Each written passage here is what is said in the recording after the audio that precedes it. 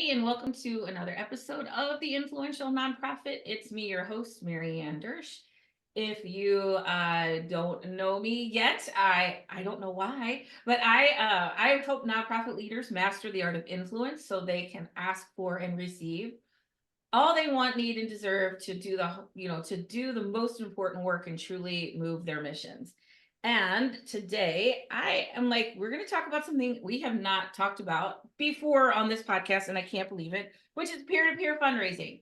And I'm welcoming Bethany Natoli from Mightyacuse. Yay. And we're going to talk about peer-to-peer fundraising and how to do it and how not to do it, and the best way we can use this tool to garner support. Hi, Bethany. Hi, thanks for having me. Okay, so now you came to Mightyacuse, and you have nonprofit experience, correct? Like that is one of the gifts that you bring. So before I hold on, I'm confusing myself right now. I'm gonna pause that. Let's start again. Before I get into that and your background, I want to ask my opening question because I don't want to forget the opening question, which is, Okay. hi, Bethany. Tell me something you're proud of that you don't get to brag about a lot. So I think it's what I am currently proud of. You know, lots of things. I could probably say my kids, I should say my kids, but since we're And here you to talk don't about remember the second part that you don't get to brag about a lot. Okay. exactly. Something very relevant for today's topic and happening right now is I actually am participating as a peer-to-peer fundraiser for an organization that I used to work for and I used to be on the board of about 10 years or so ago. A very small community development nonprofit that works in Haiti, and I'm super supportive of their mission. And I talk about peer-to-peer fundraising all day, every day, and it's kind of cool to, go out and practice what I preach and have a chance to be on the other side for once actually doing the fundraising. So kind of proud of that currently. That is very cool. How did you get involved with this organization?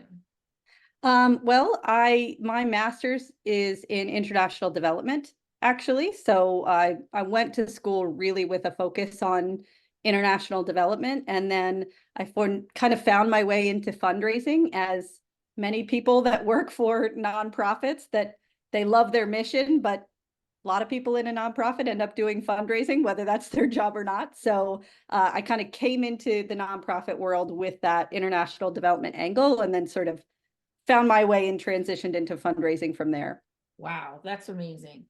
Okay, so let's talk about, and that because that sort of answered my second question too about your history, because I know, that bring a lot of lived experience to the peer-to-peer fundraising thing. And even in the example that you're going to brag about, hey, you're actually using the tools that you develop, which is like a huge thing for me, which is what I call alignment, which is, like I eat my own cooking, right? I'm not gonna tell you to do anything. I want to do how I train people to enroll people to get people to say yes to what they want are exactly the same strategies that I use, right? So I think that is so important that you're showing up with that kind of integrity. So just explain a little bit about, maybe just give a little bit overview about peer-to-peer fundraising, sort of how you see it, like what's your take on it? Yeah, absolutely. So I think really at its core, peer-to-peer fundraising is about activating individuals or groups that aren't the fundraising staff at your nonprofit to get the word out about your cause, to fundraise on your behalf. So there's lots of different ways to do it. An individual can start a fundraiser for their birthday or their wedding, or you can have sort of a group initiative where you get your whole board together to fundraise, or you can do it in kind of the marathon, walkathon, all that sort of a-thon type fundraising where it's really easy for people to sort of join on a bandwagon because there's an event going on with it. But it's really about getting others that are outside of your nonprofit to sort of tell their story about impact, your mission, and activate their network. So you're, sort of dramatically increasing the range of people you can get to if you sort of unlock a new tier of individuals. Right. So if you look at like concentric circles, we all have concentric circles of influence. So you're just so you're very connected to this organization. And then now you're connecting the people you're connected to this organization, sort of one tier out. Exactly. Mhm. My mom, for example, my coworkers, they might not have any relationship with this nonprofit, but because I have a relationship and they have a relationship with me, they're willing to donate, Right. bringing new donors to this cause. So real question around peer to peer, because we work a lot with, and I work with people on like how to enroll people in your organization, right? How to in this model. So let's say you're very involved with this organization, and then your mom's like, awesome, I'm giving. But then if you weren't going to be involved with this organization, would your mom still be giving? Right. It's a And great I'm not question. saying like this is good or bad. I'm just saying this is just how the model works, right? Yes, I actually think that's something that, we are trying to at Mightyacuse, trying to help drive home with nonprofits that that's a key piece of the follow-up, actually, because you're right. My mom may not give on her own if I didn't ask her. So let's say this year I'm a peer-to-peer fundraiser, but next year I'm not a peer-to-peer fundraiser for this nonprofit. Do they lose all my donors and they're now non-retained? Probably some of them. But if the nonprofit has a good strategy for how do they take the donors that I've brought to them and then welcome them in after, maybe my mom gave because I asked her to, but if the nonprofit follows up and starts to build a relationship with her and she can see value in the mission, there is a lot more likelihood that she may be retained in the future, though retaining your peer-to-peer fundraisers is actually an important piece of that strategy too, so that I come back as a fundraiser So you're year after coming back year. right year after year and bringing those people with you. And I Right. think, and I'm not sure what the retention rates are, but I just thinking, some, they're connected to you and they may or may not be connected to the cause. And, and it is what it is, like I can't make you. So my friend Rachel, um, uh, her name's Rachel Siebert, or Rachel D'Souza Siebert. She is a consultant here in St. Louis. She has a company, and for many years back, she was very much into Go Red for Women. She had a heart attack, and this is probably like 10 or 12 years ago after her son was born. So she got super involved in Go Red for Women. She became a spokesperson, you know. She's a woman of color, they put her on all the posters. And so she was really amping this. And so I was amping it, and I'm because I was supporting Rachel and something that was really important to her. And then she kind of phased out of it, as we do, we live life in 7-year cycles. And, after about 7 years, she's like, I kind of just don't want to be the heart attack person anymore. And but she's still supportive, but not in the way, right? And so I was like, oh, okay. But I never really had a relationship with that outside of her. And so what I'm hearing for you is the opportunity for them, for like the Go Red movement, to welcome me into a community where to see if, hey, maybe this would be a good home for me. Yeah, I think it's a really important piece of the strategy with peer-to-peer fundraising, because I think otherwise you're very likely not to retain those donors. And so, Mhm. yes, you may not retain all because of the way that they're coming in.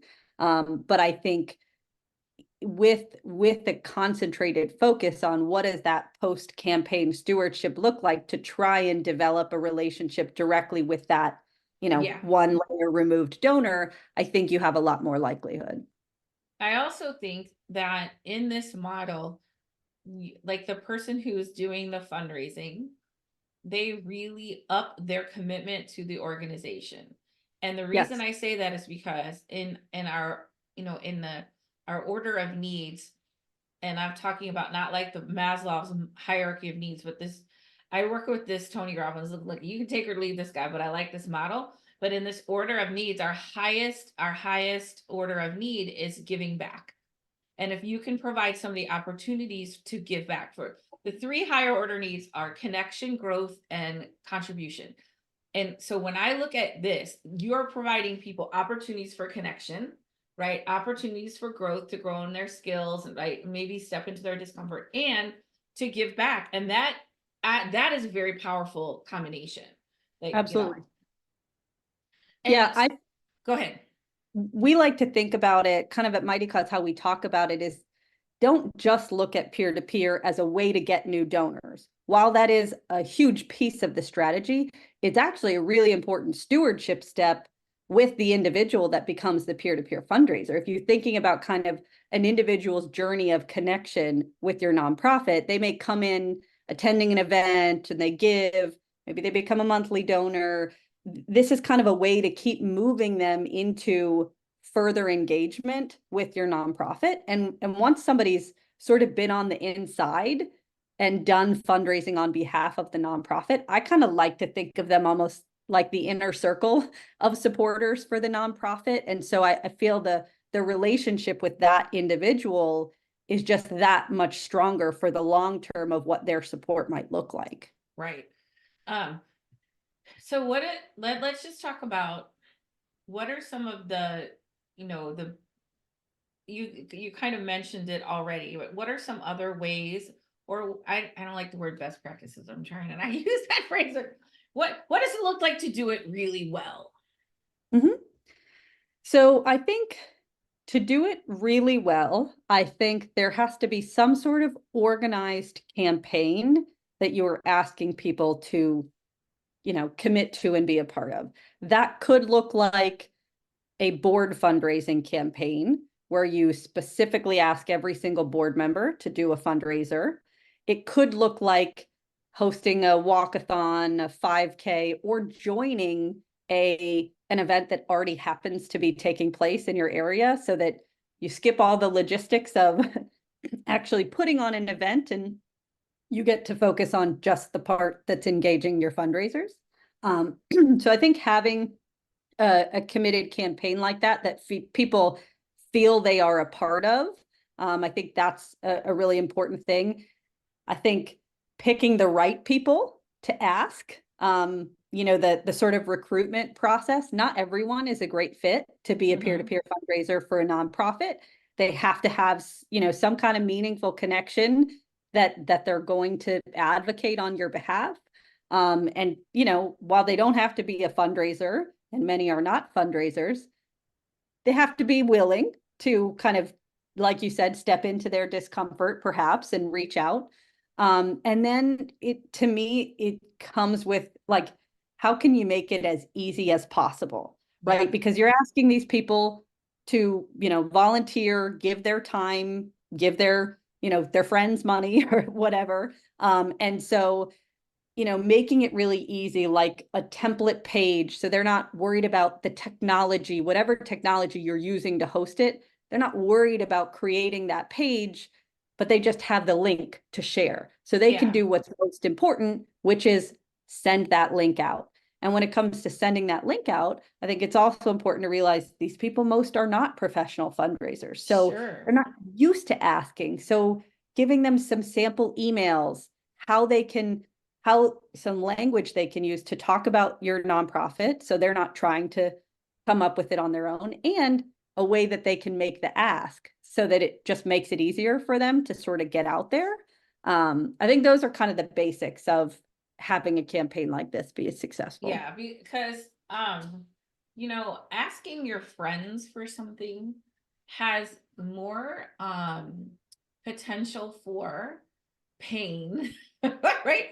Than asking, like, because if your friend or your family, or I ask my sister and my sister says no, there's a whole bunch of other dynamics. You've never supported me. Say like, oh my God, my sister, and then or my husband is like, okay, there's a lot of baggage that comes with that. So it's almost like even more daunting for people to ask people they know, like, trust. I was working with this organization and working with their board, training their board and like how to connect with people, not ask them for everything, but just to see if they'd like a more meaningful connection with the organization. And this guy, and he was so upset, and he was like, I gave to his son's, hockey league, and he won't give money for grieving kids. How can you not care about kids who the death of a loved one? I was like, I'm like, okay, so let's step back and remove Right, right, and remove that, because you get personally tied into who's saying yes and who's not. And so I right. think there is a component to this that is about, kind of letting go of the outcome, like letting happen whatever's going to happen, like not, you know what I mean? Asking but not expecting, like all of those things, because Right. asking your friends can feel a little daunting. Yeah, absolutely. And I think so kind of two things on that. When I was just, in my current campaign that I'm running right now, they sent out the request and they said, okay, the goal is X amount. I can't remember what it was, maybe $5,000. And I was like, I'm totally on board to do it, but that goal feels a little high for me. Can I start lower? Like, I want to do it. I want to give it a try, but I don't want the goal to be out of reach. And they were like, yeah, sure, go ahead. And then the other thing that's kind of interesting, very much to your point of, put the ask out there, but let go of the outcome. Instead of focusing on the people that, don't respond or don't ask, it's really cool to see who does show up and how, like, just kind of an interesting different opportunity for interaction with friends and family, and so it's kind of cool to see Yeah. who steps up and who steps up just because I had one random social post. I didn't even ask them directly. It's kind of cool to see that side of it, and again, connection for me personally. Yeah. So what I'm hearing is just focus on who says yes and don't worry about who's saying no. And look at it as like, oh, this is so cool that, like, hey, somebody, like, I kind of don't really know that well. And they said, sure, I'll contribute.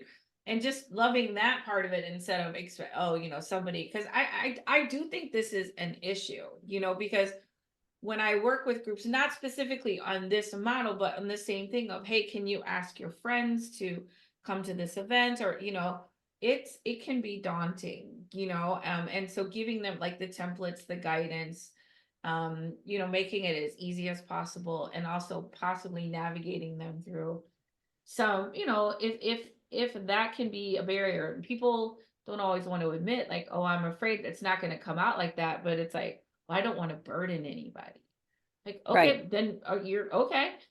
Then don't. And I think, because I started, my career as a fundraiser and, for the nonprofit, and I didn't really think that was the path I was going down. So I had to get over that a little bit in my previous role of asking for people, asking for things and feeling like, oh, if I ask them, like, should I feel bad about asking them? But I think, the way that I tried to reframe it for myself then, and the way that I think about it now is like, you're not asking, you're presenting an opportunity to someone. And if you feel really strongly, which I think is really an important piece of this peer-to-peer model, is there is really an authentic connection between the supporter and the mission. I believe very strongly in the work that this organization does in Haiti. I had the chance to travel there when I was working there, so I've seen it. So I feel good being able to share that opportunity with other people. They may not be as passionate as I am because everybody's got their own causes, but I feel good about the opportunity to say, hey, do you want to be a part of this? I'm a part of this. Yeah, Do you want a chance to join this with me in this small way right now? right. And for them to, be a part of it. And that means, supporting you and supporting the things that you love and you're connected to. Um, I want to ask a little bit about the campaign situation. So I understand, like, so I'm looking at this in two ways. One is sort of an organizational campaign, right? Like, okay, hey, this is the campaign and it's a peer to peer. But is there like more like episodic things, like, oh, it's my birthday, and for my birthday, I'm asking everybody to, give to this. That's all the same thing or the same model? Yes, it's all the same thing. I will say the people that choose to go out of their way to create a birthday fundraiser or a wedding fundraiser or whatever it might be, those are pretty committed people that are choosing a little bit more to do it on their own accord, right? When there's a centralized campaign like an event, the nonprofit specifically recruits and solicits this group of people. Hey, I want you to join this campaign. I want you to do it. And, for the most part, the way that it works in fundraising is people don't usually just go out of their way to find ways to either give money or fundraise on behalf of a nonprofit if they're not specifically asked. So I think to have that more episodic, approach, you either have to have people that just love your work so much that they're going to ask you, hey, what can I do? How can I do it? Can I do something for my birthday or wedding, etc.? Or you have to have sort of maybe automated engagement systems built in that says, hey, this person has given X amount over the years and their birthday's coming up next month. I want to send them a quick note and make sure they know this is an opportunity. I think the event style lends itself better to participation, but I mean the other style is matters too, and is the same type of thing at its core. It's just a different variation on it. Right. Do you feel like at all there's sort of overkill, or like, oh, every time I go on Facebook or something, somebody's asking me to contribute? Like, I don't see that, but I'm wondering if that's a concern, or if you're thinking, oh, everyone's out there asking people, now we're all just asking. I don't think that's a concern, and I actually think that's part of the reason why I feel, and I think at Mightyacuse, why we feel like peer-to-peer fundraising is such an important strategy for nonprofits. Because let's use the Giving Tuesday, campaign as an example. Every single nonprofit is sending out emails and posting on social media, hey, give to our Giving Tuesday campaign. That can be overwhelming for an individual, not knowing where they want to direct their funds to and feeling like they're being asked from every which direction. To me, because of that landscape that we live in, having the ask be personal from somebody that increases the likelihood tenfold that you're going to actually choose that nonprofit to receive your gift. Yeah. So, yeah. So we have Giving Tuesday, and then unsubscribe Wednesday. Right. Right. Where, we're about to have Give STL Day here, not next week. And it's the same, it's like, it's about building relationships all year long, Exactly. and right. And making people feel part of a community, connected to something bigger than themselves, all of that. And, and then that day is just, you're just amplifying that a little bit. Right. Where people, I think it's like, they're not really doing much throughout the year. And now, you haven't heard from people for months and months. Right. This is why regular email is so important, because I'm going to stay focused on peer-to-peer. And I just want to say, this is why emailing people at least once a month is so important. Giving them value. Ideally every week, I'm going to give them value. Don't ask for anything. And because my whole job is, I want you to feel a part of this community. And if you had a friend and every time that friend saw you, they asked you for something, you would not want it.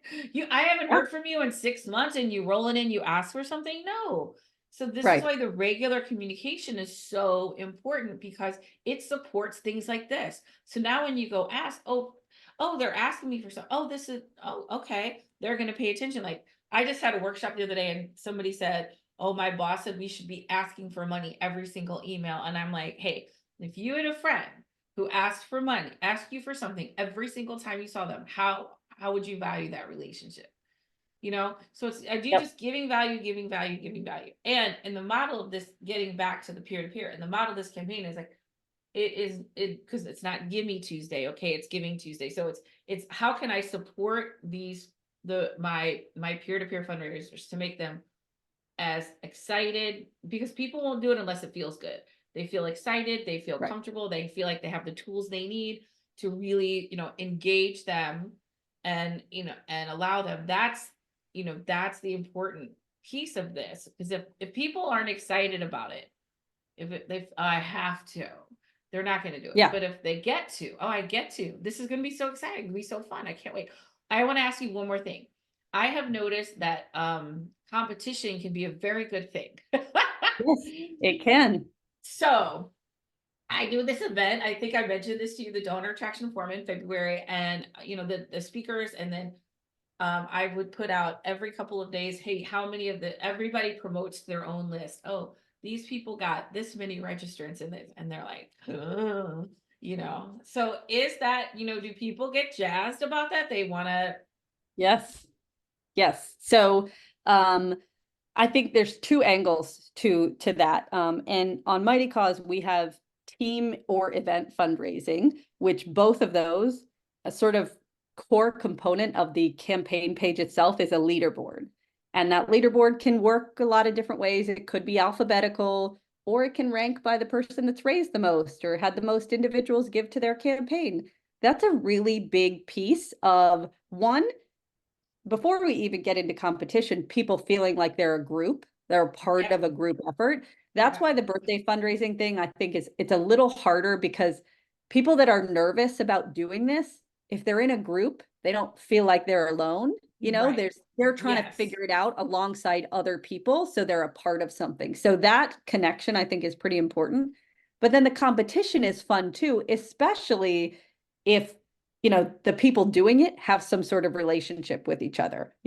So the board fundraising campaign is my typical go-to.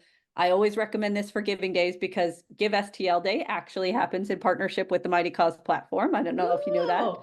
Um, Oh, so that happens on the in partnership with Mighty Cause. And one of the biggest strategies we encourage nonprofits to consider for a giving day is peer-to-peer fundraising, and a board campaign great way to play that out. Every nonprofit has a board.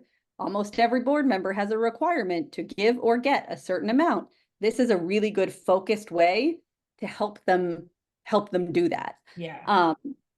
And so that competition aspect, it adds a little fun, makes it feel more like something fun to be a part of, and it gives the opportunity to consider using incentives too. Not every successful peer-to-peer fundraising campaign has incentives, but it's a nice way to make it feel more fun for people. The winner, gets a gift card to a local restaurant, the person that raises the most, or they get special one-on-one tour of your facility, or there's all different kinds of things you can do that don't cost a lot of money, either a way to, pass along some in-kind that you receive from a partner, or just showing that person a little extra love and attention.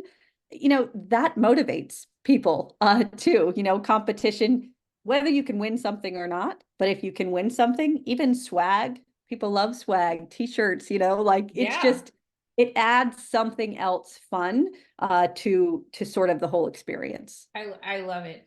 So I am so excited. I did not know Mighty Cause was doing Give STL Day. So tell me how Mighty Cause works specifically. What makes Mighty Cause awesome? Yeah, so really kind of two sides of what I think makes Mighty Cause awesome. The first, since we were just talking about Give STL Day, is that we partner with community foundations, nonprofit membership groups, universities across the country to host these large scale giving days. So we're working with Give STL Day. We work with a number of other partners, whether it's a statewide event like Colorado Gives Day, or Minnesota's Give to the Max Day, or a centralized, the city of Miami does Give Miami Day. So we partner with these large foundations that are hosting sort of this marathon of giving for their nonprofits, very similar to Giving Tuesday. It's a really core component of each of those participating nonprofits sort of annual strategy. So the nonprofits participating use our core fundraising software, and then we just have another layer that allows to, bring all those nonprofits together in a really fun, engaging way. We're just talking about incentives. Prizes are a big piece of what makes those giving days fun for nonprofits to engage and participate. So Mighty Cause is a leader in the giving day space. And then outside of that, we offer a year-round platform for individual nonprofits to come, whether they need peer-to-peer fundraising tools like we've been talking about today, a donation form for their website, donor management tools, integrations. We have a full suite of software for the average, really small to medium nonprofit is sort of the core nonprofit that we serve. So yeah, that's a little bit about Mighty Cause. So it's the big give days, these big coordinated campaigns, and then also some really focused tools, peer to peer, and all kinds of solutions for the small to medium nonprofit. Right. Okay. And so how do people can get in touch with, like, if they're interested in learning more or talking with you about this? Yeah, absolutely. So mightycause.com, a great way to get started from there. You can sort of learn about some of these core tools, whether you're really focused on a team fundraising campaign and you want to jump right into those features, or you want to, talk to somebody about your whole fundraising suite and replacing your donation form, or if you happen to be a large foundation that wants to bring a giving day to your area, starting at mightycause.com will kind of get you situated in what Mighty Cause is all about, and how to dig deeper with the specific product you're interested in. Okay. And they also have wonderful webinars sometimes with really great hosts. We do. I did a Mighty Cause webinar and it was awesome. Yeah, we consider that a pretty important piece of our work is education, right? We work really hard to have modern, super user-friendly fundraising tools, but a lot of the nonprofits we work with, small and medium, some are all volunteer, some have one staff member, some have two. And so we feel it's pretty important to couple education and strategy support with the tools. So we do offer webinars a couple times a month if we can. We try to have a pretty regular updates on our blog, producing ebooks. We want to help nonprofits be successful in their fundraising. Yeah. So you might just want to start with that and start, learning about, taking advantage of those resources and then learning more about Mighty Cause. Absolutely. And then if people want to, we're going to put your social media links, but because you're on Facebook and LinkedIn, and so people want to connect with you, we'll put all that in the show notes as well. And okay, anything else that we didn't cover that you're like, I would really love people to know about peer to peer? No, I think the only thing I'll say is I feel like one of my regular jobs is convincing nonprofits that they can try peer to peer. I think a lot of nonprofits feel that it's too much to ask of their supporters. They don't want to ask for more, or they're afraid to try. And I really think the success that nonprofits see when they invest in this as one type of campaign that they run. Of course, if you look on a full calendar year schedule, there's all different ways that a nonprofit will fundraise. But I think this is a really important element to a well-rounded fundraising strategy. So I would just encourage you to try and get started, and don't be afraid of failure or afraid that people will say no, because they might say no. Right. But that's okay, because you will also get some people that say yes. Yeah. And I think it's really worth it. And and I want to say, and if you're afraid of any of that, come see me. I will help you move through those blocks and berries, and then you're going to go to Mighty Cause and start raising a bunch of money. Right? Yes. Because you bring up something that's very important, because that is why I do what I do, because it, like helping people move out of the blocks and barriers that are keeping them from really stepping into something amazing, because we all have to, I just believe that we're all called to, be uncomfortable, right? And do things before we're really ready to do them, if we're going to make the impact that we want. And allowing people to just, prepare for that, because I can see, like, oh, what if we fail? Okay, and what if, like, okay, what does that mean to fail? Like really helping people navigate that so that they can, because here's the thing, like, if I as a nonprofit executive, as a leader, if I'm not super comfortable with it, no one else is going to be. Right. I set the temperature. So it's important for me, like, oh, I'm really uncomfortable. I'm just like, you guys do it. That's not gonna work. All right. My Right. last question, as always, Bethany, um, you find yourself in St. Louis, or I find myself in Annapolis. Uh, and we are at a karaoke bar. What's your go-to karaoke song? What are you gonna sing for me? Okay, well, maybe embarrassed to admit, I don't think I've ever sang karaoke. I have made it to this point in my life without singing Well, karaoke. obviously, this must be remedied.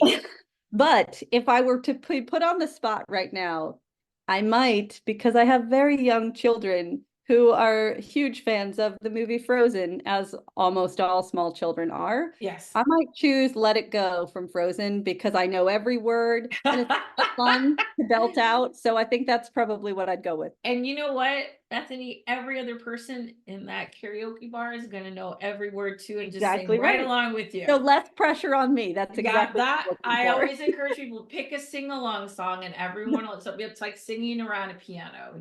Exactly. I can just see everybody just screaming, let it go. So, yes. Oh, of course they love Let It Go. Yes, yes. It All still right. hits all these years later. Beth, it does. It does. It really does. Okay, Bethany, thank you so much for being on the Influential Nonprofit, for sharing all your expertise and what Mighty Cause does. Again, all the contact info will be in the show notes. I would encourage you to go to mightycause.com and just start getting the emails so you can take advantage of some of the resources they have available to you, because like you and me are the same. This is part of what we do. Is I love to share information, and I'm happy to do that because I know when I'm of value to you, you'll be of value to me. And so go in there and check that out. And thanks again for being here on the Influential Nonprofit. Thanks for having me. All right, everybody. And if you want to connect with me more about working with me, what it's like to work with me, or if you're looking for a speaker for an event that you have coming up, there is always the connect form on the show notes. You can just fill that out and get a time on my calendar, and we'll talk about whatever you got going on. We'll see you next time.